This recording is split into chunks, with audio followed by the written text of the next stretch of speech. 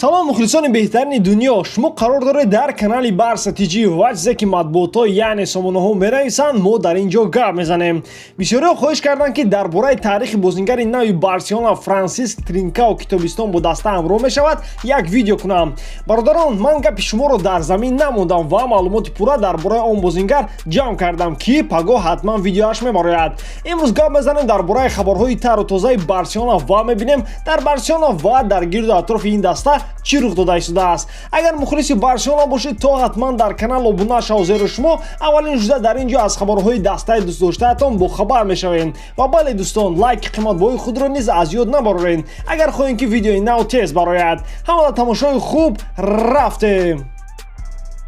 дар Барселона чӣ рух дода истодааст ҳеҷ кас намефаҳмад. агар пеш мо дар бораи гузариши Артур ба Ювентус ва Пьянич ба Барселона он қадар бовар намекардем, то имрӯз дар ин бора ман дар фикр задам.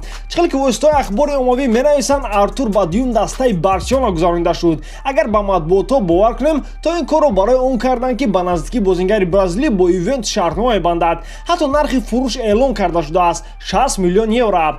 мехоҳам хотиррасон кунам ки пешакӣ хабар буд ки ползашинник тайёр аст пешниҳоди дастаи турнирро нигоҳ кунад, гарчанде ки пеш аз ин намехост Барселонаро тарк кунад.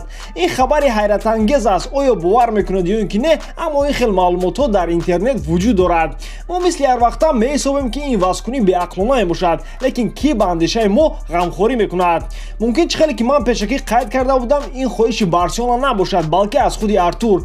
даста танҳо мехоҳад ивазшавандаи ӯро ёбад.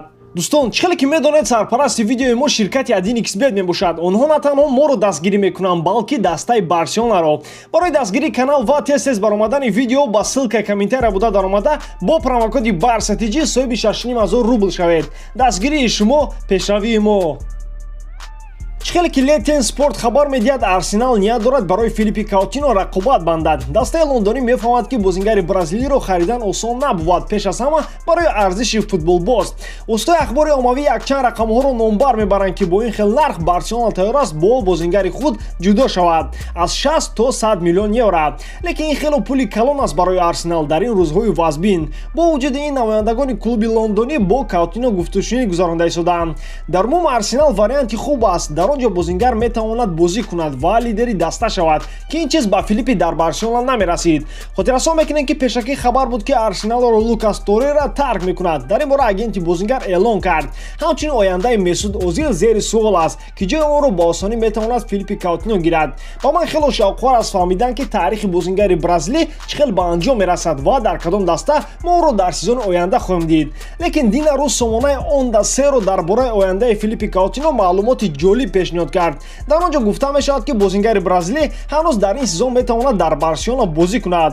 азбаски Бавария намехоҳад ки шартномаи ползашинникро пурра бихарад, вай бояд ба дастаи худ баргардад, зеро шартномаи иҷораи ӯ 30 июн ба анҷом мерасад. дар ҳамин ҳол Ла Лига то охири июл сезонро ба анҷом расонида наметавонад ва ин маънои онро дорад ки Коутинё ҳоло ҳам дар бозиҳои ҳалкунандаи ин сезон метавонад дар Барса бозӣ кунад. он дар серо илова мекунад ки УЕФА ҳанӯз ба Барселона иҷозати ба қайдгирии Коутинёро надодааст, аммо даста ҳоло ҳам метавонад ӯро ба даст орад. дар ҳар сурат рақами ҳафти ӯ барои ин сезон холӣ аст. хотиррасон мекунем ки Бавария ният надорад ки опсияи хариди Коутинёро ба имзо расонад. инро намояндаи клуб Карлс Хайнс Руминге тасдиқ кард. хайр чӣ дӯстон, шумо мехоҳед ки ҷодугари бразилӣ ба даста баргардад ё ин ки ӯро фурӯшанд ва пули ба дастовардаро дар трансфери Неймар харҷ кунанд? ҳатман фикри худро дар комментария нависед. мо бошад давом медиҳем.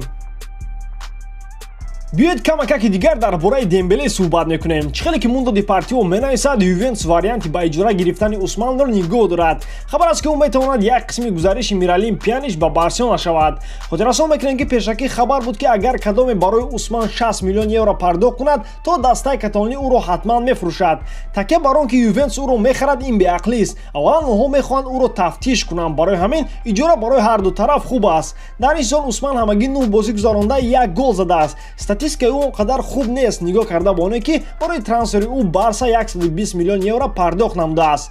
дӯстон, оё шумо аз Дембеле боварӣ доред? Ба фикри ман хубтараш ӯро фурӯшанд ва бисёртар дар состав Ансу Фатиро истифода баранд. ҳам аз як мушкилӣ ҷудо мешавем ва ҳам ба Ансу Фати вақти бозӣ бисёртар мешавад. ин фикри шахсии ман аст. шумо бошад фикри худро ҳатман дар комментария нависед. ба ҳамин видеои имрӯза тамом. Барселонаро дӯст доред ва канали Барса TG-ро дастгирӣ кунед. дастгирии шумо пешравии мо. Бо шумо буд Муҳаммад Гаиров. Хай дар паноҳи Аллоҳ.